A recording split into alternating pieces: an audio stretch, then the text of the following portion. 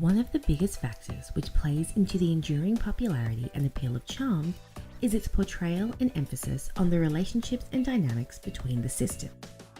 It becomes particularly interesting when comparing the two different trios, how the dynamic changes between the trios, and the way in which the relationships shape the sisters' characters. Now look what you did. You went and turned Prue into the middle child. The original trio have quite a typical sibling dynamic. Prue, as the eldest, is the leader and guide, the one who ultimately makes the decisions and who shoulders most of the responsibility. As such, she is a rigid and somewhat authoritative figure. Phoebe is the young, carefree baby sibling who is often the troublemaker and the one left out of things, and who suffers from a lack of trust from her older siblings. And Piper is the overlooked middle child and peacemaker, close to both her sisters, but constantly having to bridge the gap between the two of them. Don't put me in the middle. I'm not. You were born in the middle. While these roles don't really change over the course of the first 3 seasons, and may at first seem stereotypical, they work for the characterization of the sisters, helping to illustrate the dominance of Prue, the compassion of Piper, the recklessness of Phoebe, and allowing for individual growth through the one-on-one relationships within the trio. At the start of the series, Prue and Phoebe have a relationship which almost mirrors that of a mother and child. As discussed in my video regarding Prue's character arc, Prue was pushed into a parenting role at a young age, and this is most clearly displayed in her early interactions with Phoebe. At the beginning of season 1, Prue is still an authority figure to Phoebe, and Phoebe is still a child to Prue. Neither sister knows quite how to break out of these roles, even though Phoebe desperately wants to. Well, I don't need a mom anymore. I need a sister. A big part of both sisters' arcs in the first season is their evolving relationship with one another. As Prue learns to treat Phoebe as an equal and a sister rather than a child, Phoebe learns to stop seeing Prue as an authority figure and gradually stops projecting her own insecurities onto her sister. They both gain personal traits during this transition, with Prue learning to not be so judgmental and Phoebe becoming more responsible and more trustworthy. Piper's relationship with both her sisters don't so much evolve as grow stronger and closer. Being the middle child, Piper is close with both her younger and her older sister, but in very different ways. Piper and Prue are almost like best friends. They are shown to be very close, even having lived together outside of the manor. Because of their closeness, their relationship does sometimes exclude Phoebe, which Phoebe herself does mention from time to time. You've known her longer. I mean, there was that whole bonding time before I was even born. Piper has a more passive nature than both of her fiery sisters, and we learn over the course of the series that she was often rescued and protected by Prue, which leaves Piper with something of hero worship towards her older sister and a codependency which she is forced out of due to Prue's abrupt death. When Prue dies, Piper grieves her much more deeply than Phoebe does, mostly due to this loss of protection and a sense of being cast adrift without her older sister's guidance. She never thought about what would happen to me and maybe she was gone. As mentioned, Piper's relationship with Phoebe, while also close, has a different dynamic to her relationship with Prue. Whereas Prue and Piper are best friends who happen to occasionally, and accidentally, exclude their younger sister, Phoebe and Piper come across more as partners in crime against their older sister, a dynamic which probably sprung up during their childhood when Prue was more of an authority figure to them both.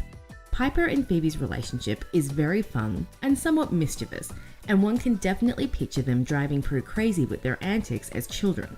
The two younger sisters are confidants and often prop one another up and help each other through their issues and problems.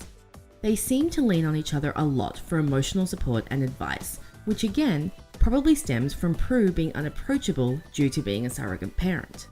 Obviously, the dynamic within the trio changes once Prue dies and Paige joins the family. Suddenly, Piper and Phoebe are pushed into new roles they've never experienced and ones which they initially don't quite know how to handle. Paige herself is also pushed into a new role, having been an only child her whole life and suddenly having to adjust to having siblings. Are they? The soon-to-be ex-sisters I was telling you about. Within the new trio, Piper is suddenly thrust into the elder sister and leadership role, Paige into the role of the baby, and Phoebe into the role of the middle child and mediator. None of the sisters initially adjust well to these roles, in particular Piper, who struggles with the responsibility and pressure of not only being the eldest sister, but the leader of the Charmed Ones, and, ultimately, is unable to fill the role in the same manner Prue did. Paige, the Charmed Ones come first. The Charmed Ones come first. It always worked when Prue said it. Piper's inability to truly fill the eldest sister role in the way in which Prue did is understandable. Prue grew up as the eldest and was pushed into early responsibility by Grams. It was a role she literally spent her entire life in, so she was always going to be more comfortable and stronger in the role than Piper was. Additionally, Prue was an alpha personality, an extrovert who was naturally able to lead. Piper is pretty much the opposite, an introvert who shies away from the front and center, and as such, never really embraces the role of eldest sister. Piper's inability and refusal to take Prue's place as the head of the family produces a different dynamic within the trio. Instead of the eldest being the leader, the middle sibling the peacemaker, and the youngest the baby, the Charmed Ones actually become equals. Whereas in the early seasons, Prue was clearly the leader and the strongest of the sisters, in the later seasons, the girls function more as a team, sharing the leadership role and the responsibility. This isn't only demonstrated through the narrative, but also through the blocking of scenes. In the early seasons, during spellcasting and demon vanquishing, Prue was almost always front and center, the eldest sister, the protector, the most powerful, often shown shielding her younger siblings. In the later seasons, the front and center position is shared among the sisters, and no one which emerges as the strongest. Within the trio, Phoebe and Piper each develop individual dynamics with Paige right from their first introduction to her. Due to her open and impulsive nature, Phoebe is much more welcoming towards Paige, and she becomes to Paige what Prue was to Piper, a cool, older sister with whom Paige develops a close bond that occasionally borders on hero worship. As an older sister, you're quite a bit to live up to. Shut up. I swear, dude. Get out of here. I'm telling you the truth. Phoebe and Paige become very close over the seasons, and Phoebe is something of a confidant to Paige, someone whom she can turn to for advice and support. While Piper is initially distant with Paige, fearing intimacy in the aftermath of Prue's death, she does come to love her baby sister fiercely, and her and Paige's dynamic develops into a beautiful sisterly bond, with Piper being very protective of Paige and stepping up as a big sister.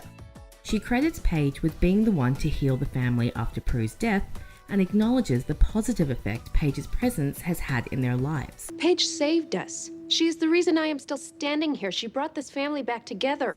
Despite being uncomfortable with the eldest sister role, Piper is a genuinely good and caring older sister to Paige, and she develops a maternal instinct towards her, similar to the one Prue showed towards both her younger sisters.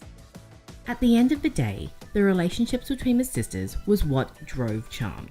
The magic and season arcs, the love interests and monsters of the week all added to the show's appeal, but what kept fans coming back was the sisters' dynamics, their fights and reconciliations, their love and their friendship.